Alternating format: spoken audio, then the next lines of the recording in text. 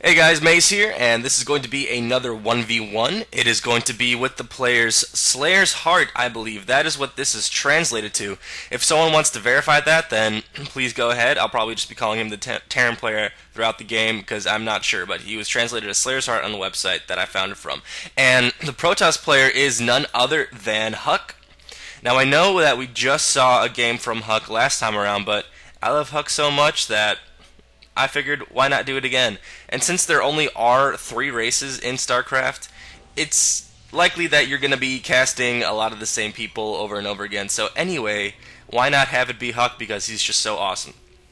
So yeah, this is going to be a PvT, and notice Huck's pylon placement right here, and notice how it's very different from what Protoss might do against the Zerg, which is build along this side here and try to build a funnel. You don't want to do that as Terran, rather, or as Protoss against Terran. Rather, what you want to do is build your buildings a little bit back here, so that you're not just getting range. You can't play the same kind of defensive play style as you can against Zerg. So looks like that the barracks is going to be coming down, and I'm pretty sure that the patch fixed this, but I used to see Terran players wall off right here with the barracks in a factory, and I think that's not possible anymore. I think you can get a unit by now.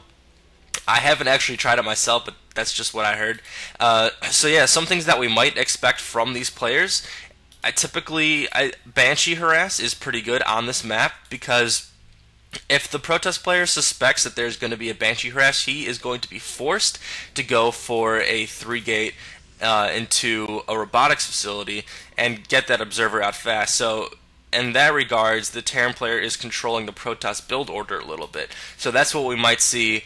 I think that personally, something that I like to do against Terran is send out a Zealot and a Stalker really quick, Chrono boost it out, and actually go for a little harass, because if a Terran is going a 1-1-1 build, then that usually leaves them pretty vulnerable, and they really only have like 1 or 2 Marines to defend, and if you micro well enough with the Zealot to take some of the damage, the Stalker can do the rest of the damage there and kill the Marines. So I think that's a pretty effective strategy, and right here is actually when it would work perfectly, when the Terran only has 1 Marine and is getting that tech lab. So I haven't seen very many pros do that strat, but I think it does work out pretty well. And notice that Huck does have double gas right now, so I think he's probably going to be going for Colossus or 3-gate Robo build. So that's probably what we're going to see right now. Getting that early gas like that, typically that double early gas like that typically doesn't means that the Protoss player isn't going to be going a 4-gate, but we'll see what's going to happen soon enough with that. And Disco dancing right here with a high yield mineral. This is a rich little fella, and what a funky animation on this watchtower right here.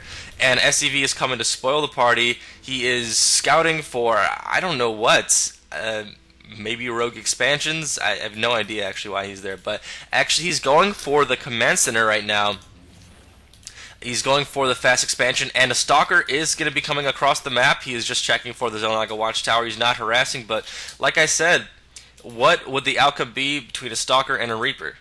Not very good for the Terran players. So sending out early units in the beginning, I think, is very good.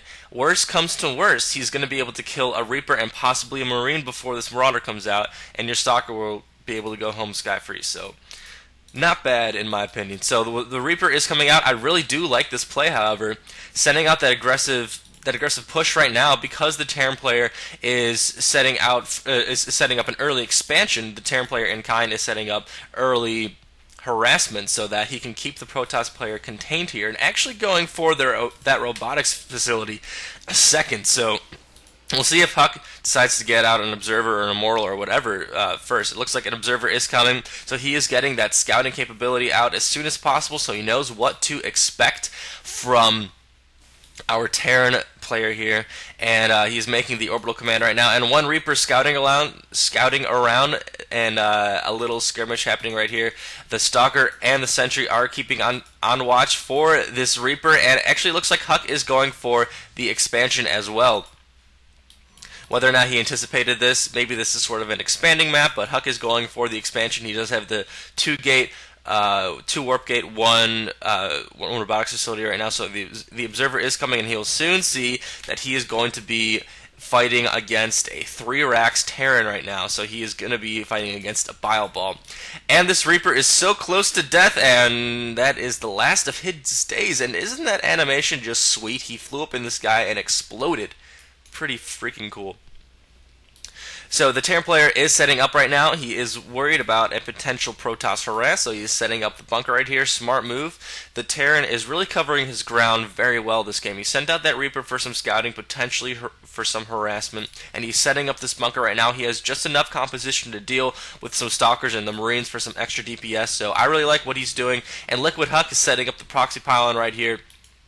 He does have the observer, so he knows what he's going to be encountering.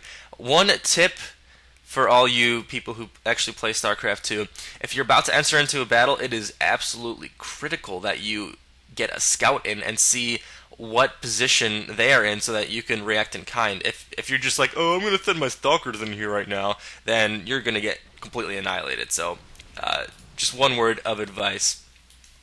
Stalker's going back behind the brush right here. I don't really think that Huck has enough to deal with this. And if he does get a concussive shell, he doesn't have the concussive shell upgrade though, but he does trap a couple of units actually. Fantastic play by Huck, splitting up the Terran force. Oh my god, that is why I love this guy so much. I thought he was completely outnumbered, but using those force fields perfectly, he was able to get at least a couple of kills there and injure a couple of more units. So let's take a look at what is in the production tab. There's combat shields and ghosts coming right now for the Terran player. I guess ghosts are not a bad idea against immortals. But I wonder what Huck's tech is going to be turning into. Right now, it's really just even just a 2-gate robo right now. He doesn't even have a 3rd gate coming up, despite the fact that he does have that expansion. So he is going pretty hard for a push right now. He's got 4 sentries. He's got an immortal. Taking a look at the Unicomp, and great split by Huck. You see these guys are flailing about back there, and Huck is doing a fantastic job right here mopping this up. The Immortal does go down, but he is definitely going to eke out of this battle. Great, and these Marauders are just trapped in that force field ball right there. And taking a look at the resources lost, definitely the Protoss player is behind with taking a look at the income with that mule economy. The Terran player is behind, and the Terran player is up on economy, and he's going to be able to recoup those losses no problem. So that is one thing to notice. Despite the fact that Huck's had some fantastic play, this mineral advantage is going to let that Terran be able to make that mistake. So whatever efforts Huck had, they pretty much just kept him in the game. They don't really keep him up right now. So the robotics bay is coming up, and 2 more gateways as well, so we are going to see Colossus, which is something I think he needs. Since the Terran player doesn't have a starport, and it's going to be a while before he does, he's just building his factory right now. Colossus are going to be absolutely fantastic, and Ghosts are coming out right now against those Immortals. The thing about Immortals and Terran is that Immortals are almost the perfect counter to Terran ground, despite Marines. I mean, they still do pretty good damage against them, but they just wreck Marauders. They're pretty good against tanks.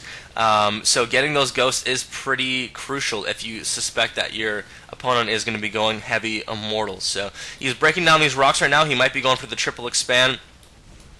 And Huck actually is breaking the rocks for his high yield. He might be going for that early high yield. I think he'll be able to. With those Colossus, he's going to be able to defend his positions pretty well. And actually opted to go for the increased movement speed of the observers before extended thermal lance. So Colossus is coming out, however, so he's going to have that hopefully in time for this.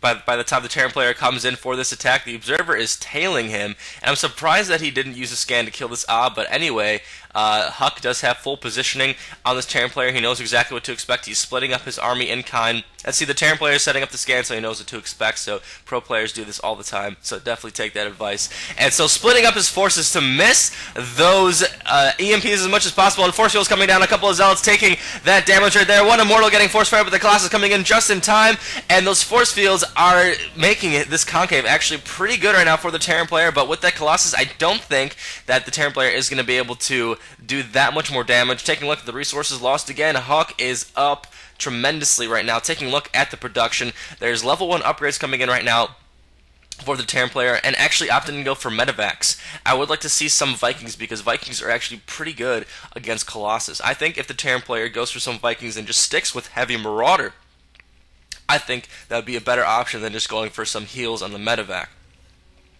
right away. But let's see what Huck is going to do. He is going to be pushing out right now. He is making another Colossus, 2 more Colossus, and the extended thermal lance upgrade is coming in right now. The Observer is still scouting around, being a boss, checking exactly what's going on, and 1 Marine coming in to scout this expansion right here. So Huck actually opted to go for the topside expansion rather than the high yield. I think he could go for both actually, if he wanted to. That Colossus, without those Vikings, that Colossus is just such a fantastic upgrade, especially with the extended thermal lance. Once he's got 3 Colossus up here, there's not much the